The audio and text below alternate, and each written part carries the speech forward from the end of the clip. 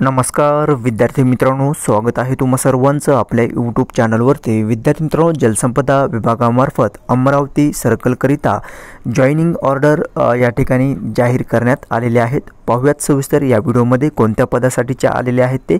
So video शेवटपर्यंत पहा without skip करता, जेणेकरून तुम्हाला या नियुक्ती संदर्भात योग्य माहिती भेटेल। विद्यार्थी मित्रांनो, अधीक्षक अभियंता व परिमंडळ अधिकारी दक्षता पथक अमरावती परिमंडळ जलसंपदा विभाग अमरावती यांच्यामार्फत या ठिकाणी पाहू शकता दिनांक 13 ऑगस्ट 2024 म्हणजे आत्ताची ही अपडेट आलेली आहे। यामध्ये प्रति अधीक्षक अभियंता ऊर्ध्व वर्धा सिंचन मंडळ अमरावती यांच्यामार्फत कालवा निरीक्षक गट क या पदावर जलसंपदा विभागामार्फत नामनिर्देशनाने तात्पुरती नियुक्ती करिता शिफारस यादी या ठिकाणी प्रसिद्ध करण्यात आलेली आहे। यामध्ये कालवा निरीक्षक या पदाची जॉईनिंग ऑर्डर विद्यार्थी मित्रांनो देण्यात आलेले आहेत। यामध्ये संदर्भ तुम्ही पाहू शकता, जसं की प्रिव्हियस व्हिडिओमध्ये मी तुम्हाला सांगितलेलं होतं, जे काही 27/1/2023 महाराष्ट्र शासन जलसंपदा विभागाचा शासन निर्णय आहे याच्या अधीन राहून, तसंच जलसंपदा विभागाचे जे काही पत्र आहे दिनांक 3/4/2023 अधीन, तसंच कार्यालयीन रिक्त पदानुसार मागणीपत्र जे काही सरसेवा पदभरती संबंधित देण्यात आलेले आहे दिनांक 7 ऑगस्ट 2024 नुसार या 3-4 बाबींचा संदर्भ घेऊन या ठिकाणी तुम्हाला एकूण 14 संवर्गाची जी काही रिक्रुटमेंट प्रोसेस या ठिकाणी राबविण्यात आलेली आहे जलसंपदा विभागामार्फत, जवळपास एकूण 4497 पदांकरिता। सो त्यानुसार विद्यार्थी मित्रांनो जॉईनिंगच्या ऑर्डर जे आहेत या ठिकाणी दिलेल्या संदर्भानुसार या ठिकाणी जॉईनिंगच्या ऑर्डर पास करण्यात आलेले आहेत। जे काही माहिती या ठिकाणी देण्यात आलेली आहे, जवळपास संदर्भ 4 नुसार कशी रिक्रुटमेंट प्रोसेसची जाहिरात प्रसिद्ध करण्यात आली त्या संदर्भात या ठिकाणी माहिती देण्यात आलेली आहे।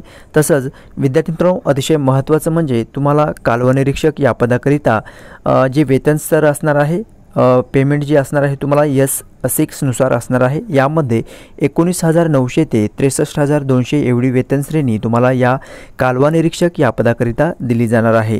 या वेतन श्रेणीमध्ये त्यांच्या नावासमोर दर्शवलेल्या मंडळातील रिक्त पदावर खालील अटी आणि शर्तीच्या अधीन राहून नियुक्तीसाठी शिफारस करण्यात येत आहे। विद्यार्थी मित्रांनो, या ठिकाणी काही महत्त्वाच्या अटी आणि शर्ती या ठिकाणी देण्यात आलेल्या आहे। जे काही सेवा प्रवेश नियम असणार आहेत या रिक्रुटमेंट प्रोसेस संदर्भात या ठिकाणी देण्यात आलेले आहे। प्रत्येक कॅटेगरी तुमचं वयोमर्यादा किंवा एज क्रायटेरिया या ठिकाणी देण्यात आलेले आहे। तुमच्या कॅटेगरीनुसार तुम्ही ज्या प्रवर्गातून तुम्ही फॉर्म फिलअप केलेलं होतं त्या प्रवर्गाची या ठिकाणी माहिती जी आहे ते तुम्ही पाहू शकता। आता ज्या काही अटी आणि शर्ती आहेत त्यानुसार त्या अधीन राहून तुमचं या ठिकाणी जे जॉईनिंग आहे ते करून दिली जाणार आहे।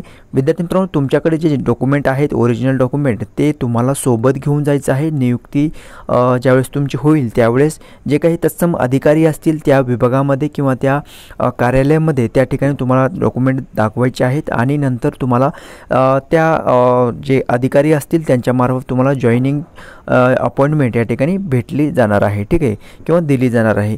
सो प्रकल्पग्रस्त वर्गातून जर अर्ज करण्यास पात्र असलेल्या उमेदवारांची विहित टंकलेखन अर्हतेचं प्रमाणपत्र धारण केलेले नसेल तर अशा उमेदवारांस शासन निर्णय 4 सप्टेंबर 2015 अन्वये जे काही नियुक्तीचे दिनांकापासून 2 वर्षाच्या कालावधीमध्ये 2 संधी अनुज्ञेय असल्यामुळे प्रकल्पग्रस्त आरक्षणाचा दावा करणाऱ्या पात्र उमेदवारांना टंकलेखन अर्हता अनिवार्य नाही। सो विद्यार्थी मित्रांनो, या काही महत्त्वाचे इन्स्ट्रक्शन आहेत, जसं की पदवीधर अंशकालीन उमेदवार असेल, भूकंपग्रस्त असेल, प्रकल्पग्रस्त असेल, माजी सैनिक असेल, दिव्यांग कॅन्डिडेट असेल तर त्या संबंधित या ठिकाणी जे काही शासन निर्णय आहे या ठिकाणी प्रसिद्ध करण्यात आलेले आहेत ते तुम्ही माहिती रीड करून घ्यायची आहे। आता महत्त्वाचं म्हणजे तुमच्या नावाचा समावेश कशा पद्धतीने देण्यात आलेले आहे ते आपण थोडक्यात जाणून घेऊया।